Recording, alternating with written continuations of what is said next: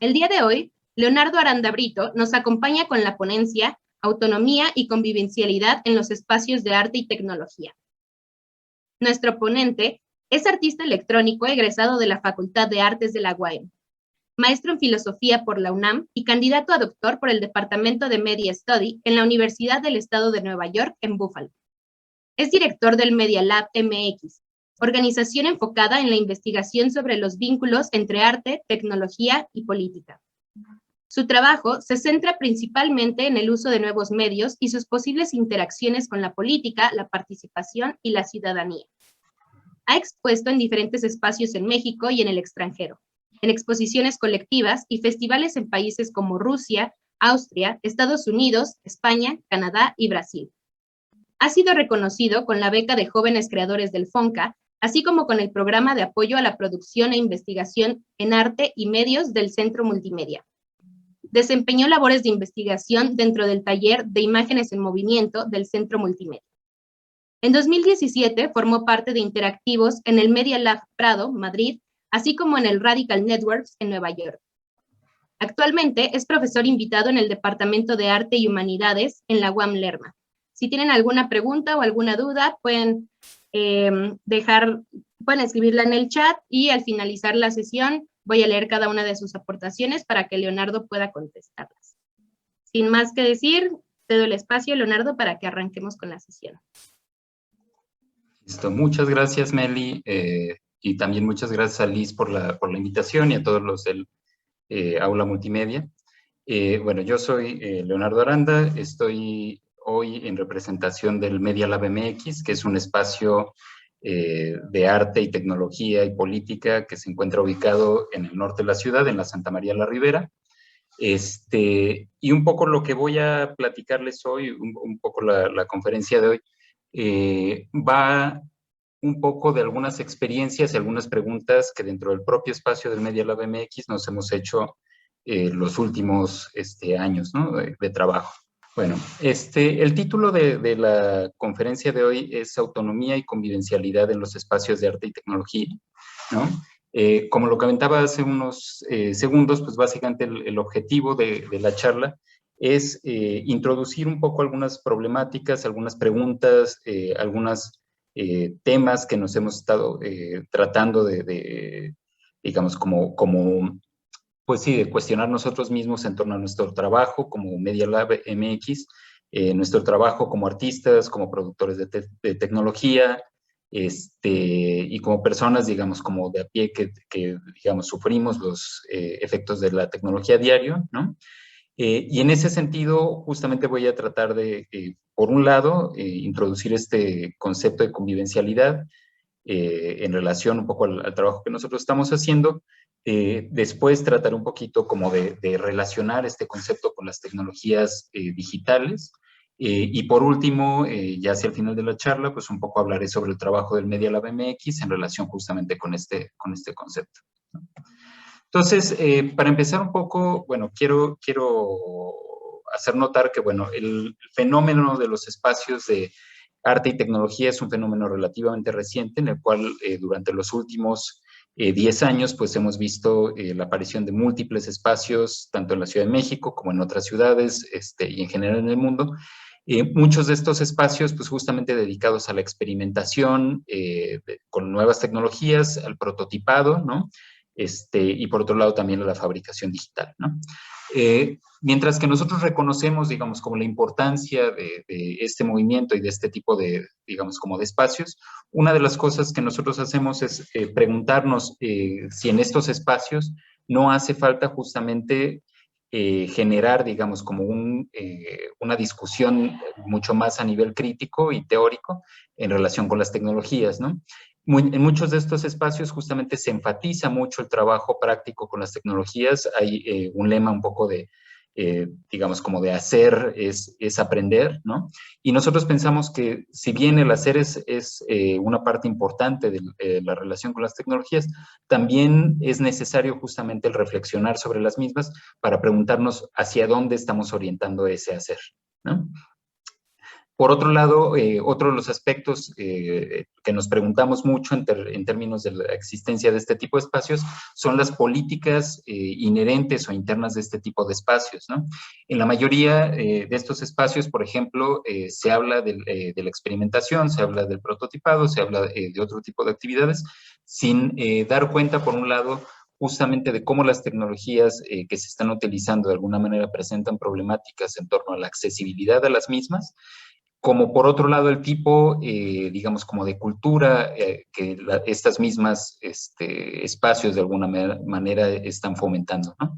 Muchas veces, por ejemplo, se utiliza la palabra emprendedor, ¿no? Para caracterizar este tipo de espacios, ¿no? Son espacios donde se generan ciertas formas de emprendimiento, ¿no? Y para nosotros esto es problemático básicamente porque introduce una actividad que en principio es experimental y lúdica, en un ambiente que es propiamente capitalista, ¿no? Es decir, como uno tiene que de este tipo de actividades generar algún tipo de proyecto productivo que después puede capitalizarse de alguna forma, ¿no? Lo cual para nosotros pues no tendría que ser el fin en sí mismo de este tipo de espacios. Desde el Media Lab MX, en ese sentido, pensamos que una de las, digamos, como facetas más importantes del trabajo con la tecnología a partir del arte es justamente problematizar las dimensiones o las distintas dimensiones que puede tener la tecnología, justamente para desnormalizarlas y desnaturalizarlas, ¿no? Es decir, que aquello que nosotros consideramos normal en la tecnología empiece a problematizarse. En ese sentido, algunas de estas diferentes dimensiones, las voy a ir nombrando un poco, son características que tiene la tecnología que normalmente están invisibilizadas por la tecnología en sí misma, ¿no? ¿A qué me refiero con esta invisibilización? Básicamente que en la mayoría de los casos la tecnología se nos presenta como una caja cerrada, ¿no? Como un dispositivo del cual no sabemos cómo funciona, no sabemos qué está hecho, y en muchos casos tampoco cuestionamos cuáles son las funciones que está llevando a cabo, muchas de las cuales no necesariamente suceden a través de nuestra interacción o a través de nuestro consenso con la tecnología. Y por otro lado, implican formas, digamos, como de propiedad que también son problemáticas, ¿no? Muchos de nuestros dispositivos en realidad nos pertenecen solo de forma limitada, ¿no? En el sentido básicamente en que mientras que somos libres de ciertos niveles de uso, por otro lado, hay toda una serie de formas de coerción que nos impiden, por ejemplo, abrir los dispositivos, modificarlos, que por otro lado llevan a cabo un extractivismo de la información que es inherente, digamos, a nuestro uso de este tipo de dispositivos, y en ese sentido, pues nos interesa problematizar este tipo de tecnologías, ¿no?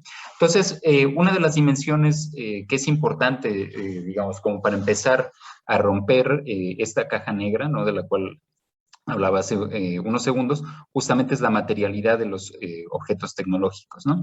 Esto tiene que ver, por un lado, con los procesos materiales y sociales que históricamente están implicados en la existencia de un objeto y que por ende son procesos situados, es decir, suceden en un lugar en el mundo, tienen impactos específicos en las diferentes localizaciones donde estos procesos se llevan a cabo, y ese tipo de procesos son parte de lo que tendríamos que estar cuestionando, ¿no? Para dar un ejemplo como muy rápido, por ejemplo, un dispositivo como un teléfono celular está formado por múltiples minerales, múltiples materiales, cada uno de los cuales está sujeto a un proceso de extracción. El teórico de medios, por ejemplo, Jussi Parikka, habla ahora de la extracción de tierras raras, ¿no? Y en esta idea de las tierras raras está básicamente no tanto el que hay ciertos minerales que son escasos, está por un lado, bueno, sí, la escasez de estos minerales, pero por otro lado lo difícil que es extraer muchos de estos minerales del suelo, a costo básicamente de procesos que son, digamos, como arduamente costosos para el medio ambiente, ¿no? En ese sentido, estos minerales, pues bueno, son parte de lo que están hechos nuestros dispositivos y, por un lado, otra vez, tienen impactos fuertes hacia el medio ambiente y, por otro lado, tienen impactos fuertes en términos laborales. Muchos de nuestros dispositivos están fabricados en países en los cuales las condiciones laborales pues no son para nada las ideales, ¿no? Nosotros, para hablar justamente de forma situada, ¿no? Pensar la tecnología en México también supone, por ejemplo, problematizar eso en términos del rol que está jugando México, digamos, con estas cadenas de producción, ¿no? En el caso de México, por ejemplo, hace poco tiempo, ¿no? Nos hemos descubierto como un país rico en litio, lo cual en realidad problematiza mucho lo que va a ser el futuro, ¿no? De la extracción de este mineral, en qué condiciones se va a llevar a cabo, cuáles van a ser los impactos laborales, los impactos ambientales que va a tener todo esto, y qué rol va a jugar México, digamos, como en la producción de este mineral en relación con el mercado que está surgiendo, digamos, para el litio alrededor del desarrollo tecnológico, ¿no? ¿Por qué? Pues básicamente porque la mayoría de las baterías de nuestras computadoras, de nuestros celulares, están hechos de litio. Entonces, todo esto un poco para englobar, digamos, como qué significa cuestionar la materialidad, ¿no? Por otro lado, otra de las dimensiones que nos interesa mucho cuestionar es la infraestructura, ¿no? Decíamos ya que los dispositivos muchas veces aparecen, ¿no? Como estos cajas cerradas en las cuales normalmente nosotros, nuestro contacto con la tecnología es directamente con estos dispositivos, ¿no? Sin embargo, los dispositivos digitales, sobre todo, dependen, digamos, como de grandes redes tecnológicas o grandes sistemas tecnológicos, sin los cuales no pueden operar, no pueden funcionar, ¿no? Pensemos rápidamente un ejemplo, ¿no? Un teléfono celular sin las infraestructuras que lo hacen operar, pues básicamente se convierte en una caja obsoleta, ¿no? Para que esta cosa opere, básicamente necesitamos, por ejemplo, luz para que tenga energía. Necesitamos una infraestructura de red para que pueda tener conectividad. Necesitamos una infraestructura celular, digamos como de telefonía celular, para que pueda hacer llamadas, para que pueda conectarse. Y necesitamos una infraestructura, digamos, como de geolocalización para permitir los servicios como como el GPS, ¿no? Que existe internamente al dispositivo, para que opere, ¿no? Entonces, como podemos ver un poco nuestros dispositivos, los dispositivos digitales, en sí mismos solo son una pieza, un nodo de una relación como mucho más amplia de un sistema tecnológico, y eso es parte también del indagar justamente el funcionamiento de nuestras tecnologías, ¿no? Entender básicamente cuáles son este tipo de relaciones a partir de las cuales opera la tecnología, pero además entender que estas relaciones operan en un nivel geopolítico, ¿no? Es decir, el acceso que nosotros tenemos a Internet está supeditado justamente, por ejemplo, a las relaciones que tiene México a nivel Estado, digamos, con otros países, justamente para generar la conectividad que nos permite estar conectados a Internet, ¿no? Eso, por ejemplo, se puede ver modificado en términos de otros estados, ¿no? En los cuales, por ejemplo, puede haber mucha más conectividad o menos conectividad, dependiendo justamente de este tipo de relaciones geopolíticas, ¿no? Entonces, otra vez, un poco nosotros, cuando tenemos un contacto con la tecnología, tiende a ser un contacto directo, ¿no? O sea, solo con el dispositivo, pero detrás del funcionamiento de cualquier dispositivo, pues básicamente hay el funcionamiento de grandes sistemas tecnológicos, los cuales normalmente no tendemos a cuestionar, y que creo que es un poquito la propuesta, pues que es importante justamente poner en tela de juicio cómo es que están operando los dispositivos, qué tipo de relaciones políticas surgen a partir de ello, qué tipo de formas de dependencia, ¿no? Y qué formas de organización surgen a partir de estas infraestructuras, ¿no? La otra dimensión que nos interesa mucho cuestionar en términos del trabajo que hacemos aquí en el Media Lab MX es justamente el nivel de la agencia, que tiene que ver un poco con la capacidad que tenemos de actuar sobre la tecnología, ¿no? Esta agencia normalmente se caracteriza en términos justamente del uso que damos a los objetos, ¿no? Nuestra agencia aparece justamente por nuestra capacidad de utilizar los objetos. Sin embargo, el tipo de agencia que nosotros estamos tratando de cuestionar es la agencia que podemos tener o no sobre el desarrollo de los objetos tecnológicos, ¿no? Normalmente la relación, digamos, como de este desarrollo, se caracteriza como una relación vertical y jerárquica, en la cual los dispositivos, las nuevas tecnologías, pues son desarrolladas en los grandes centros hegemónicos de desarrollo tecnológico, países como Estados Unidos, países como China, ¿no? Son las grandes superpotencias del desarrollo tecnológico, y el resto de nosotros, pues básicamente estamos un poco determinados por el uso de estos dispositivos, o por otro lado, somos maquila, ¿no? Básicamente este tipo de dispositivos, ¿no? Entonces, eso también nos plantea un escenario problemático en relación con nuestras, digamos, como nuestra relación con lo tecnológico, ¿no? Que también es parte de lo que nosotros quisiéramos poner, digamos, como en cuestión, ¿no? A partir de eso, nosotros hemos empezado también a cuestionarnos justamente para poner en tela de juicio estas diferentes dimensiones que acabo de mencionar, ¿no? La materialidad, la infraestructura, la agencia. Nos empezamos a preguntar justamente cuál es la racionalidad técnica o tecnológica que rige a estos objetos. Aquí con racionalidad tecnológica básicamente me refiero a las premisas y valores que rigen el desarrollo de la tecnología, ¿no?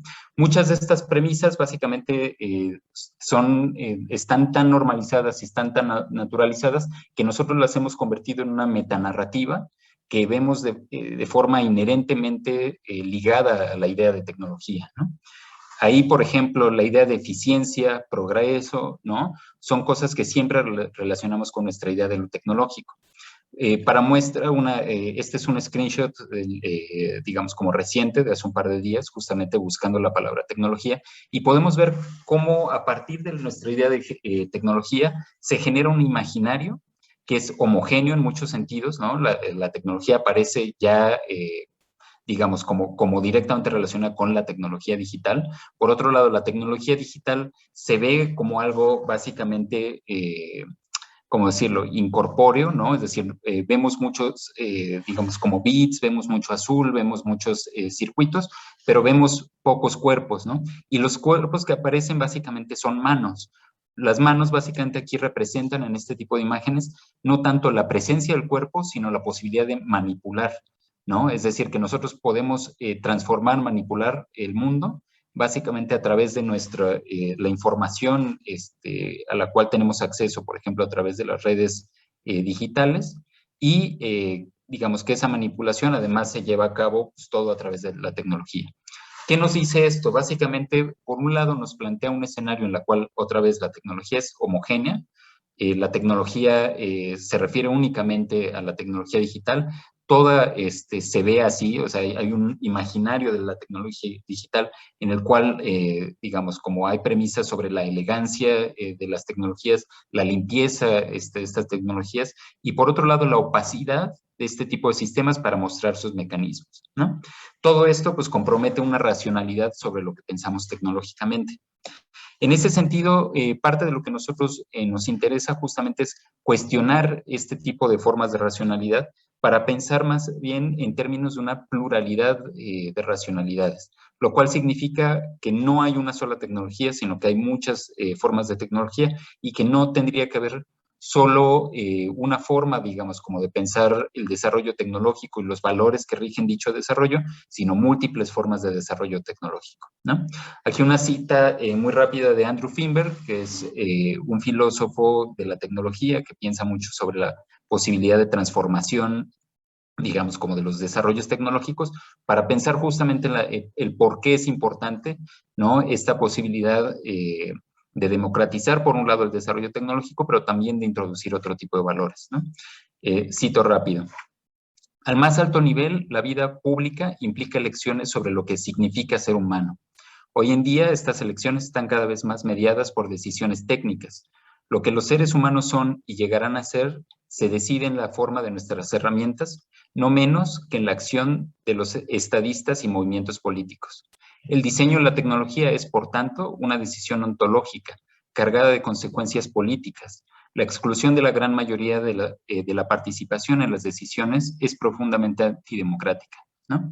Lo que nos está diciendo aquí básicamente es que este tipo de desarrollos tecnológicos no solo comprometen a la tecnología en sí misma en tanto que dispositivos, en tanto que aparatos, en tanto que sistemas, sino en la medida en que estos dispositivos básicamente amplían nuestro, digamos, como el repertorio de lo que nosotros consideramos como el mundo, en la medida en que estos dispositivos determinan la forma en que nosotros llevamos a cabo cierto tipo de prácticas sociales, ¿no? En la medida en que estos dispositivos influencian la forma en que, digamos, se llevan a cabo las relaciones humanas, estos dispositivos tendrían que estar abiertos justamente al consenso político para pensar justamente cuáles son los impactos y cuáles son las formas en que la tecnología de alguna manera influencia nuestra realidad, ¿no? De otra forma, en realidad la idea de democracia se vuelve una idea vacía, ¿no? Justamente porque no encontramos cómo es que si la tecnología de alguna manera está determinando gran parte de nuestra existencia actual, ¿no? En la cultura contemporánea, cómo es que hablamos de democracia si nosotros no podemos influenciar justamente ese tipo de tecnologías, ¿no? En ese sentido, nosotros hemos estado investigando a partir de diferentes, digamos, como marcos políticos, marcos filosóficos, ¿no? Para pensar un poco cómo generar o cómo introducir esta pluralidad en términos de cómo pensamos lo tecnológico, ¿no? Si bien ya veíamos que justamente existe una idea, digamos, como homogénea, una idea vertical sobre lo que nosotros normalmente entendemos como tecnología, parte de lo que nosotros intentamos es justo diversificar esa idea, introduciendo nuevos valores para pensar a la tecnología, ¿no? En ese sentido, hoy me gustaría un poquito plantear justamente un marco de pensamiento, nosotros lo consideramos así, que espero nos permita un poco abrir la discusión sobre qué es lo tecnológico, cómo se desarrolla y justamente cuáles son estos valores que rigen el desarrollo de la tecnología, ¿no? En este caso me estoy refiriendo justamente al concepto de convivencialidad, ¿no? Este concepto fue planteado por Ivan Illich, ¿no? Ivan Illich es una figura bastante interesante del pensamiento contemporáneo, porque se trata de un personaje que transitó entre diferentes esferas del pensamiento. Originalmente él, digamos, estudió teología y filosofía, ¿no? Y poco a poco su pensamiento se fue moviendo hacia una clase de anarquismo antiindustrial, ¿no? Por llamarlo de alguna manera, ¿no? Ivan Illich nació en Austria en 1922. Él pasa gran parte de su vida, digamos, de sus primeros años en Europa, ¿no? Educándose para ser un padre, tal cual. Una vez que él, digamos, como adquiere el título dentro de la iglesia, se mueve a la ciudad de Nueva York, donde justamente es el padre de una iglesia, digamos, como en la parte del Bronx, donde vivían como puertorriqueños, y ahí entra justamente en contacto con un pensamiento como mucho más crítico, en el cual se empieza a cuestionar no solo el lugar de la iglesia dentro de, digamos, como la política de los años 70 y los años 60, sino en general justamente de los modelos de desarrollo, ¿no? Modernos en los cuales pues, la tecnología y la industria pues, juegan un papel importante. A partir justamente de esta crisis, por llamarlo de alguna manera, es que Illich llega a México, ¿no? Y funda una cosa que se llama el CIDOC, ¿no? Que es algo así como el Centro de Documentación Intercultural. Esto sucede en la ciudad de Cuernavaca en los años, digamos, la idea surge en los años 60 y se materializa en los años 70 como un centro justamente de estudios críticos en los cuales pues, se discuten muchos temas en relación con la cultura contemporánea, ¿no? Es dentro del CIDOC justamente que Illich llega a plantear la idea de la convivencialidad en un libro que originalmente en inglés se llamaba Tools for Conviviality, ¿no? Algo así como herramientas para la convivencialidad. Aquí en México se traduce el libro poco tiempo después justamente como la convivencialidad, y en este texto básicamente Illich plantea una serie de ideas en torno a la posibilidad de una civilización post-industrial, ¿no? Y esto es importante justamente porque él se plantea un poco una serie de preguntas en relación justamente a las premisas que rigen la cultura moderna e intenta problematizarlas pensando hacia el futuro. ¿Cómo se supone que sería esta sociedad del futuro en la cual pues hemos ya rebasado, digamos, como las premisas de la cultura industrial, del capitalismo, etcétera, etcétera, justamente para plantearnos otra forma de sociedad, ¿no? A partir de esa idea, justamente llega la idea de convivencialidad, y con este concepto, pues básicamente, Illich nos quiere plantear algunos problemas, ¿no? Aquí algunas citas muy rápidas para entender a qué se refiere Illich con convivencialidad, ¿no? En primer lugar, con convivencialidad, Illich se refiere a la sociedad en la que la herramienta moderna está al servicio de las personas integrada a la colectividad y no al servicio de un cuerpo de especialistas. Convivial es la sociedad en la que el ser humano controla la herramienta, ¿no? Por otro lado, convivencial es lo inverso de la productividad industrial. Una relación de convivencia es la acción de las personas que participan activamente en la creación de la vida social. Por último, nos dice, la convivencialidad es la libertad individual realizada dentro del proceso de producción, en el centro de una sociedad equipada con herramientas eficientes, ¿no? Entonces, podemos ver aquí básicamente la idea que Illich nos está planteando, por un lado, es que las herramientas, digamos, como son, o bueno, más bien los instrumentos tecnológicos tendrían que funcionar como herramientas, lo cual significa básicamente que tendrían que obedecer hasta cierto punto a las intenciones o las intencionalidades de sus usuarios, más que a los, digamos, como las premisas un poco de aquellos que los desarrollan, de los expertos, ¿no? Pone mucho entredicho justamente en relación con eso el conocimiento experto, justamente por tratarse en muchos sentidos de un conocimiento que no está situado, de un conocimiento que tiene una serie, digamos, como de sesgos, epistemológicos por un lado, pero también sociales, y por otro lado justamente lleva a cabo a través de esta idea de la convivencialidad una crítica fuerte a las formas de desarrollo industrial y a las formas, digamos, como de las que toman las instituciones modernas, ¿no? Aquí una idea importante para Illich es la idea de umbral, ¿no? Para Illich, básicamente, la gran mayoría de las instituciones modernas, una vez que han llegado a un cierto umbral, se vuelven justamente en contra de los propios fines que determinaban dichas instituciones, ¿no? Ahí es bastante famoso justamente la crítica que, por ejemplo, Illich hace a la idea de educación, en la cual, por ejemplo, se plantea que las instituciones modernas de educación que originalmente surgen justamente bajo la premisa de generar una mayor autonomía en las personas y justamente surgen a partir de la idea de que el conocimiento es la adquisición de conocimiento es la finalidad de los aparatos en las instituciones de las instituciones educativas, ¿no? Básicamente él dice, pasado un cierto umbral de desarrollo de este tipo de instituciones, digamos, como la finalidad de este tipo de instituciones se vuelca hacia sí mismas, ¿no? Lo que quiero decir es, por ejemplo, nosotros, en vez de pasar muchos años en las instituciones como las universidades, ¿no? Adquiriendo nuevos conocimientos, muchas veces la finalidad en sí misma es adquirir títulos, ¿no? Que nos legitiman frente a la institución para mantener la continuidad de la institución por sí misma, ¿no? Entonces, eso, digamos, como la institución se convierte en una productora de títulos más que en una productora de conocimientos, ¿no? Lo mismo sucede, por ejemplo, a nivel de desarrollo tecnológico, ¿no? Él dice justamente, si la tecnología en su origen justamente tiene la idea de empoderar a las personas, ¿no? A través de su capacidad de imprimir sentido en la realidad, ¿cómo es posible que entonces las tecnologías, pasados un cierto umbral de desarrollo, ¿no? Se vuelven contra el propio ser humano y lo vuelven justamente el objeto del control de la tecnología? A eso se refiere justamente con esta inversión, ¿no? Entre lo social, digamos, como entre lo social y lo político dentro de la tecnología en la cultura moderna, ¿no? Entonces, ¿qué sería una herramienta convivencial? Pues básicamente una que responde a las siguientes exigencias.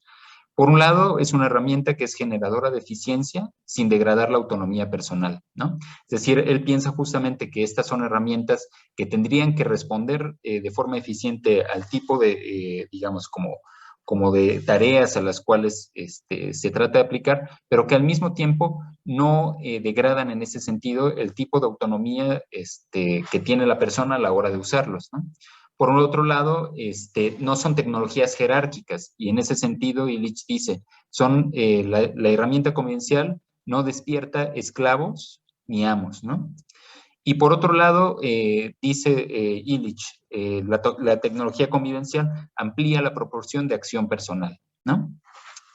Ahora, esta idea de lo convivencial normalmente se ha interpretado, ¿no? Bajo una óptica de que Illich está planteando un cierto como regreso, justamente como a tecnologías previas a la, digamos, como a la revolución industrial, que está hablando, digamos, de alguna forma de primitivismo, ¿no? Se han hecho este tipo de críticas.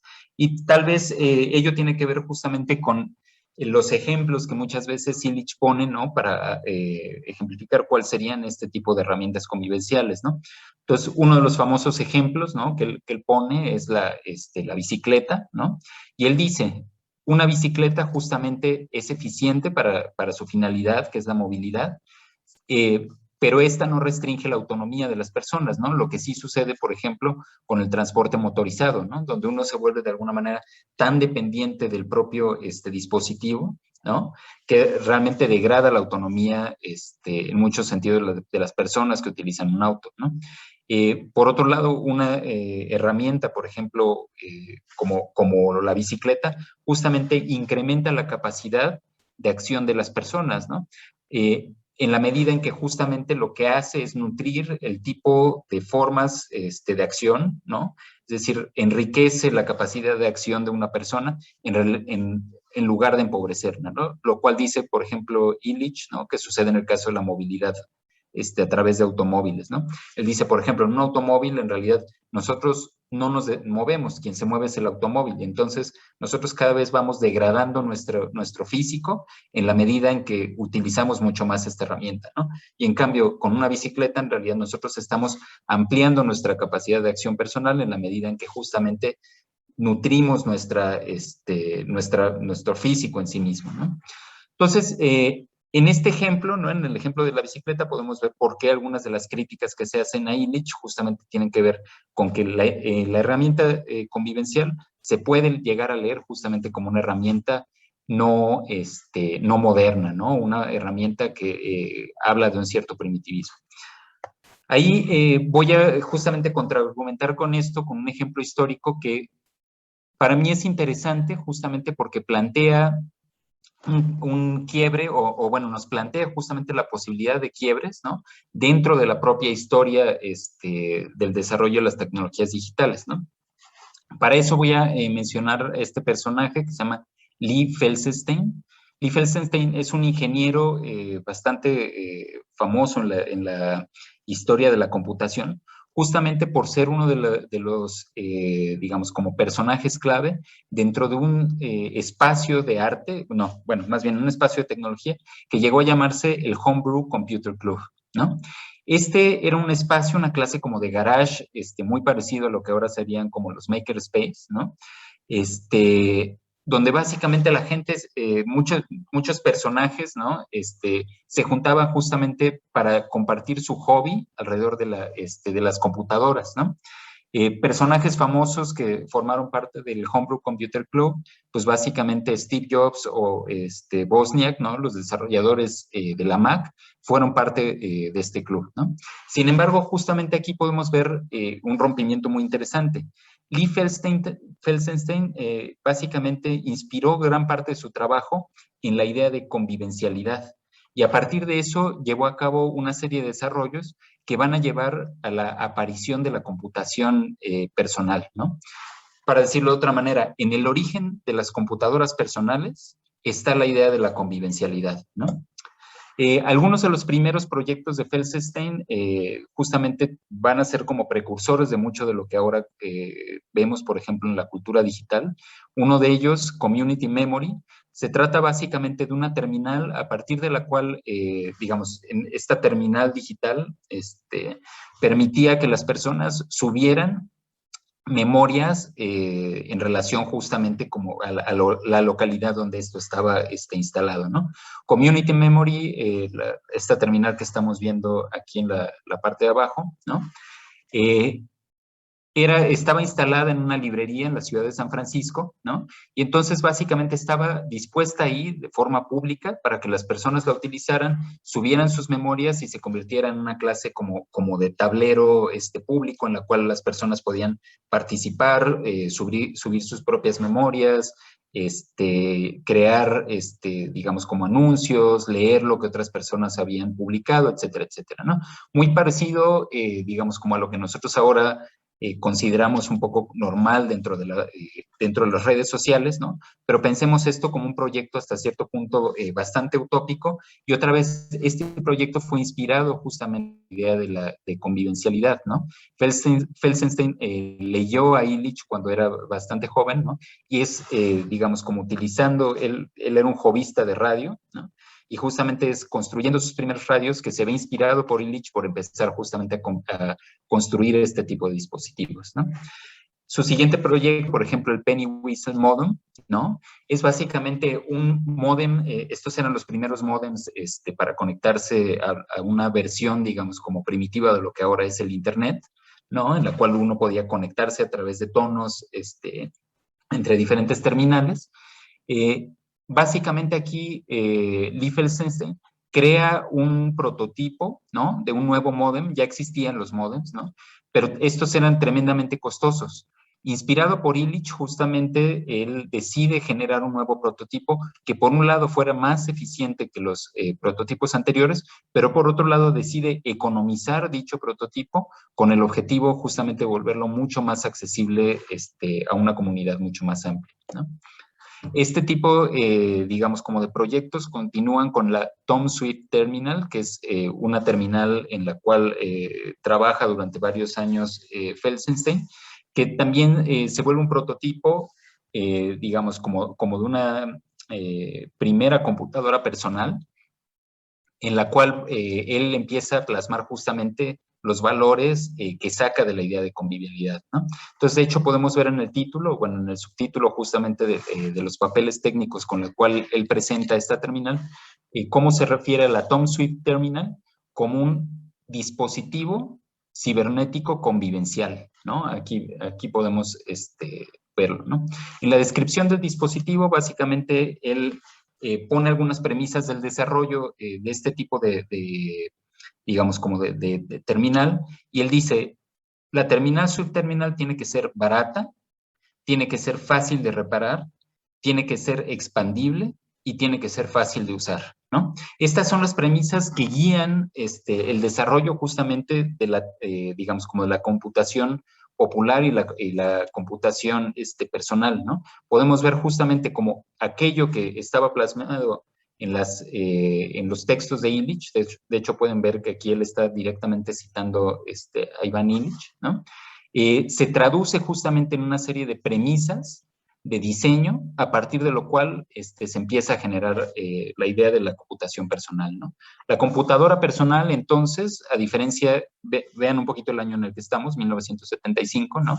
A diferencia de las computadoras que existían en ese término, en esos época, que básicamente se trataba de grandes computadoras en instituciones de investigación a las cuales uno únicamente accedía a través justamente de terminales, ¿no? Estas grandes computadoras, pues básicamente eran inaccesibles para la gente corriente, por así decirlo, ¿no? Para aquella persona que no fuera parte de alguna institución académica o de alguna institución de gobierno, etcétera, etcétera, ¿no? Por otro lado, este tipo de forma de computación, decimos que eran únicamente terminales porque el cómputo, digamos, el proceso propiamente de cómputo, se llevaba a cabo en estas computadoras centrales, ¿no? Lo que uno hacía era acceder a las computadoras que estaban en alguna institución a través de las terminales. Esto básicamente es parecido a lo que ahora llamamos como cómputo de nube, ¿no? Que es básicamente que nosotros, gran parte de lo que hacemos, primero se procesa en algún servidor en algún lugar del planeta, ¿no? Y luego nosotros recibimos la información. Felsenstein criticaba justamente esta idea porque para él este tipo de modelo de cómputo contrarrestaba una idea de autonomía. ¿Por qué? Porque no, ellos para hacer cualquier tipo de cálculo, pues dependían propiamente de, digamos, como de la disponibilidad, tanto de conexión como de la disponibilidad que tenía la computadora en términos de procesos, ¿no? En el momento en el que ellos querían utilizarla, ¿no? Desde ahí justamente surge esta idea de hacer una computadora personal y justamente la dota de este tipo de características donde él dice, bueno, pero la computadora personal no puede ser una computadora únicamente enfocada en los expertos o una computadora únicamente enfocada en aquellos que ya saben computación, sino que tendría que ser algo accesible para todas las personas, ¿no? En ese sentido, también piensa que la computadora tiene que ser otra vez reparable, ¿no? Porque si se descompone, pues no podemos siempre estar como, digamos, como dependiendo de los expertos. Y él pensaba que eso se tendría que traducir en la visibilidad de los propios mecanismos de la computadora, ¿no? Entonces, el interior de esta computadora pues se veía básicamente como un montón de transistores bastante grandes, bastante visibles, ¿no? Pero para que él pensaba que eso era importante justamente para que uno pudiera reparar su propia computadora, ¿no? Finalmente, esto lleva a Felsenstein a este modelo que se llama Sol 20, el cual es la primera computadora personal en la historia de la computación, ¿no? Esto es previo justamente a que, digamos, Hewlett Packard, IBM, después Mac, ¿no? Que eran los grandes jugadores de la industria, ¿no? Aparecieran ya con sus propios modelos, ¿no? Y en los cuales justamente lo que ellos hacen, estas compañías, es retomar la idea de la computación personal, pero eliminar, digamos, como todos estos ideales en los cuales estaba basando Felsenstein y plantear pues ya un modelo comercial, digamos, como empezar a plantear modelos de negocio en términos justamente de la reparación de los mismos, ¿no? La Mac es famosa justamente por promover formas de obsolescencia que hacen que las personas sigan consumiendo sus dispositivos, ¿no? De forma permanente, ¿no? Y justamente pues contravienen todo lo que Felsenstein venía planteando con la idea de, digamos, como de la computación personal o cuál sería el poder de la misma, ¿no? Ahora, aquí vemos una cosa interesante justamente porque nos damos cuenta, digamos, como toda esta historia nos da cuenta de dos cosas. Por un lado, ya hablábamos un poco de la diversidad que existe en las formas de desarrollo tecnológico y podemos ver justamente que en el origen, por ejemplo, de las tecnologías digitales ya existía diferentes valores que estaban guiando este tipo de desarrollo, ¿no? Por ejemplo, aquí tenemos pues dos caminos posibles, ¿no? Por un lado estaba el modelo de computación impulsado por Felsenstein e inspirado por Ivan Illich, ¿no? Y por otro lado, pues bueno, el modelo que al final ganó, por así decirlo, en la historia del desarrollo de la computación, que fue el modelo promovido por las grandes empresas, ¿no? Para generar sus computadoras personales, ¿no? Por otro lado, también esto problematiza mucho digamos, la narrativa común en términos de la modernidad, en la cual normalmente se caracteriza estas ideas de modernidad como algo que se produce en los centros de poder y después, digamos, como se vuelve como difusa hacia las periferias, ¿no? O hacia otro tipo de latitudes, y donde las periferias únicamente se vuelven usuarias, consumidoras o imitadoras de la tecnología, ¿no? Aquí podemos ver justamente cómo este tipo de influencias, digamos, como van en ambos flujos, ¿no? O van en ambos sentidos, ¿no? Alguien como Felsenstein se inspira justamente por los trabajos que Illich está haciendo en Cuernavaca, ¿no? Y después, justamente a partir de eso, lleva a cabo un desarrollo de la idea de lo que podría ser una computadora personal, ¿no? Empiezo, digamos, ya para terminar un poquito con esta plática, justamente quiero regresar al trabajo que hacemos en Media Lab MX, pensando justamente entonces en este tipo de valores y cómo se podrían plantear ya dentro de un espacio de arte y tecnología, ¿no? Para nosotros en ese sentido hay una serie, digamos, como de premisas en el trabajo que creemos que responden a esta exigencia por la autonomía, por esta exigencia justamente digamos, como diversificar y generar pluralidad en los modelos de desarrollo de la tecnología, ¿no? Por un lado, encontramos importante la colectivización de los procesos, ¿no? Es decir, donde en otros espacios de desarrollo normalmente se piensa en la competitividad, en la idea justamente de, digamos, como el empresario, esta idea como de generar una idea, esta gran... ¿cómo decirlo? Como esta gran innovación que te va a generar una empresa y te va a volver rico, etcétera, etcétera. Nosotros pensamos que en realidad el trabajo con la tecnología, primero y más, digamos, como lo más importante, es justamente que potencia una forma, digamos, como de agenciamiento, pero que no es individual, sino que es colectivo, ¿no? Y que en esa colectividad justamente aparecen formas importantes de empezar, digamos, como a socializar a la tecnología en sí misma, ¿no? Por otro lado, justamente que esta colectivización de los procesos también nos habla de una, digamos, como de una ampliación en términos de lo que consideramos o entendemos por tecnológico, ¿no? Y donde diferentes materialidades, diferentes técnicas se introducen y pueden empezar un diálogo justo con las tecnologías digitales. Aquí un ejemplo como muy claro, en este proyecto que ven en pantalla, por ejemplo, se pone en juego no solo la tecnología digital, sino la tecnología digital en diálogo, por ejemplo, con tecnologías textiles, ¿no?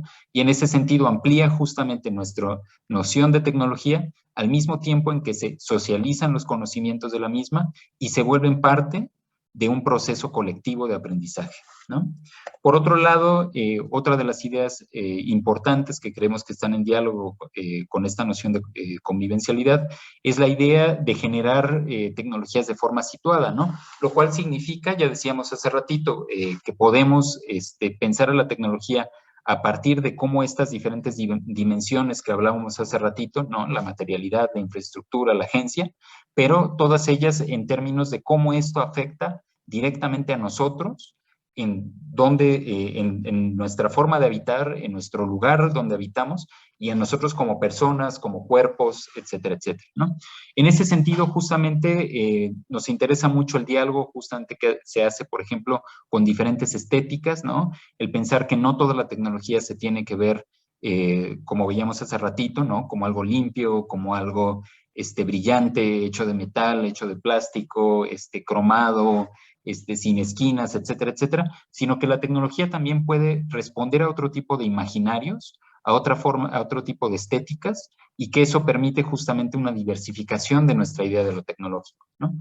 Finalmente, y un poco para terminar, nos parece importante justamente también la idea de participación y el abrir justamente, digamos, como la tecnología, no solo este tipo de digamos, formas de construcción colectiva que ya veíamos hace ratito, sino formas de participación que permiten justamente utilizar a las tecnologías digitales como plataformas a partir de la cual empoderar a públicos más amplios y ponerlos en diálogos justamente con problemas políticos que van más allá justamente del campo meramente tecnológico, ¿no? Entonces, en ese sentido, un ejemplo como lo que estoy mostrando ahorita en pantalla, pues este es un proyecto en el cual, bueno, el proyecto se llama Monumento a los Desaparecidos, es una plataforma digital a través de la cual las personas pueden enunciar los nombres de una lista de personas desaparecidas en México, ¿no? Para generar justamente una lista de voces o como decirlo, un repositorio de voces, ¿no? Que después se transformarán justamente o se llevarán justamente al espacio público. Entonces, termino un poquito, la charla, o bueno, la presentación aquí, solo con algunas conclusiones muy rápidas, ¿no? Básicamente un poco lo que nosotros estamos proponiendo, lo que a nosotros nos interesa en el trabajo que hacemos dentro del Media Lab, es pensar de forma crítica la tecnología, pensarla en las diferentes dimensiones en la cual ésta aparece, en la cual ésta nos afecta, en las cuales ésta es desarrollada. Por otro lado, nos parece importante que en ese sentido las formas homogéneas en las cuales normalmente entendemos la tecnología justamente sean cuestionadas y pensemos justamente en diferentes formas o una pluralidad para entender las tecnologías y el desarrollo tecnológico. Y finalmente pensamos que digamos, esas formas plurales tendrían justamente que guiarse por otro tipo de valores, ¿no? Que nos abran justamente a nuevas posibilidades o nuevos horizontes políticos, nuevos horizontes éticos, nuevos horizontes ambientales a partir de los cuales pensar la tecnología, ¿no? Y bueno, termino con eso y muchas gracias. Muchas gracias, Leonardo, por tu ponencia. Un tema bastante interesante. Vamos a pasar a la sección de preguntas y respuestas, que ya hay varias aportaciones por aquí. Hugo dice, felicidades primero por la ponencia y un poco siguiendo tus ideas. ¿Crees que la tecnología nos define como individuos o como sociedad y que al final somos la tecnología que usamos? Pues creo digamos, como no hay una respuesta simple, es una muy, muy buena pregunta. Yo ahí pensaría que más bien nosotros estamos en un constante diálogo con, digamos, con la tecnología. Esto quiere decir básicamente que más que tener una definición, digamos, como unilateral en la cual, por ejemplo, la tecnología nos dice qué hacer o cómo hacer las cosas, o define nuestras prácticas, o define la evolución, digamos, como en las sociedades. Más bien existe un diálogo en el cual nosotros constantemente estamos redefiniendo lo tecnológico a la par que lo tecnológico está redefiniendo lo que nosotros somos, ¿no? Ahí, definir lo que nosotros somos, yo pensaría que sucede de dos formas. Por un lado, lo tecnológico habilita formas de hacer, ¿no? Es decir, cosas que antes no podíamos hacer en el mundo, cosas que antes no existía la capacidad de hacer tal cual, aparecen justamente en la medida en que, digamos, como se lleva a cabo cierto tipo de desarrollo tecnológico, ¿no? No sé, antes, por ejemplo, hubiera sido imposible tener esta charla que estamos teniendo en este momento, ¿no? Simplemente sin las tecnologías digitales que ahorita lo permiten. En ese sentido, otro tipo, digamos, como de sociedad, no necesariamente mejor, no necesariamente peor, pero otro tipo de sociedad surge a partir justamente del tipo de capacidades que permite la tecnología. Pero, por otro lado, nosotros, de la misma forma en que la tecnología está definiendo esas formas de hacer, nosotros estamos definiendo muchos el sentido justamente de hacia dónde, digamos, cómo se dirige la tecnología. Ahora, nosotros justamente es un nosotros problemático, ¿no? Ahí es donde entra el sentido de agencia, ¿no? Porque nosotros, pues podemos idealmente pensarlo como un todos, ¿no? Como todos estamos pensando en la tecnología y pensando cómo debería de ser, etcétera, etcétera. Pero en la mayoría de los casos, justamente las decisiones de hacia dónde se dirige la tecnología, pues suceden justamente otra vez en espacios hegemónicos de conocimiento y de desarrollo, ¿no? Lo que en teoría política muchas veces se menciona como el norte global, ¿no? Donde justamente ya se imponen ciertos ideales sobre lo tecnológico que después, digamos, como se difunden a otras latitudes, ¿no? Entonces, eso es lo problemático justamente de esta definición, ¿no? O sea, cómo de alguna manera nosotros podemos adquirir o voltear esta idea de agencia, ¿no? Hacia, otra vez, pues otro tipo de desarrollos, otras ideas sobre la tecnología que permitan un diálogo real sobre cómo, a la vez que la tecnología nos define, nosotros definimos a la tecnología, ¿no? Espero que eso más o menos haya contestado. Vale, pues Azucena Real dice, pienso que si bien la tecnología nos ha permitido desarrollar sistemas que simplifican tareas muy complejas, también ayuda a denotar el efecto Dunning-Kruger, donde usuarios de la tecnología sienten saber más de lo que realmente saben. ¿No sería eso algo perjudicial en el campo educativo y desarrollo cognitivo? Pues sí, pienso en muchos sentidos que sí, ¿no? Y hay una relación ahí como importante justamente entre el desarrollo, digamos, como de herramientas tecnológicas para la educación, ¿no? Y por otro lado, justamente una cierta, por así decirlo, no quiero sonar aquí como muy esencialista, pero básicamente como una forma, digamos, como mucho más natural de adquirir el conocimiento, ¿no? Ahí yo pensaría justamente que hay una cierta temporalidad explícita a nuestra capacidad de asimilar conocimiento, que no es necesariamente una temporalidad que coincide justamente con lo tecnológico, ¿no? En ese sentido, normalmente nosotros para hablar de conocimiento y no solo de información, es decir, no solo que estamos adquiriendo información, ¿no? Sino que realmente construimos conocimiento a partir de la información que estamos recibiendo. Normalmente hay una cierta temporalidad, un cierto periodo en el cual nosotros tenemos que integrar ese conocimiento, ¿no? A nuestro marco, digamos, como de pensamiento, como mucho más general, y en ese sentido, pues, se necesita tiempo, tal cual, ¿no? Por otro lado, pienso que una de las cosas que normalmente tendrían que impulsar, digamos, con las instituciones académicas, más que la acumulación como tal de conocimiento, pues justamente es la posibilidad de florecer del conocimiento crítico, ¿no? O más bien del pensamiento crítico, que significa justamente que toda esa información que estamos recibiendo, seamos capaces de introducirlos en marcos críticos a partir de los cuales somos capaces de dotarles de sentido, lo cual no necesariamente es algo que la tecnología es buena haciendo, ¿no? Entonces, justo el fenómeno que normalmente vemos es como que la tecnología nos arroja muchísima información, pero que no somos capaces en este momento, ¿no?, de realmente dialogar con ella, de dialogar críticamente o siquiera de asimilarla, ¿no? Y entonces, pues nos convertimos digamos, como personas que estamos replicando muchas veces lo que aparece de forma diaria, ¿no? Como porque nos vemos inundados de esta información sin necesariamente tener la capacidad crítica hacia ello, ¿no? Entonces, sí, yo creo por completo, pues que bueno, que la tecnología puede ser una herramienta como importante dentro de este tipo de marcos, pero que tendríamos que justamente pensar la temporalidad que rige, ¿no? Las formas de conocimiento.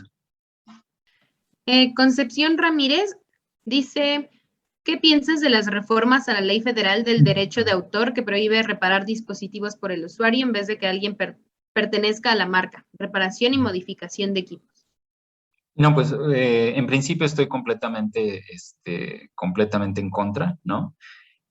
Básicamente porque esta es una reforma que sucedió el año pasado, ¿no?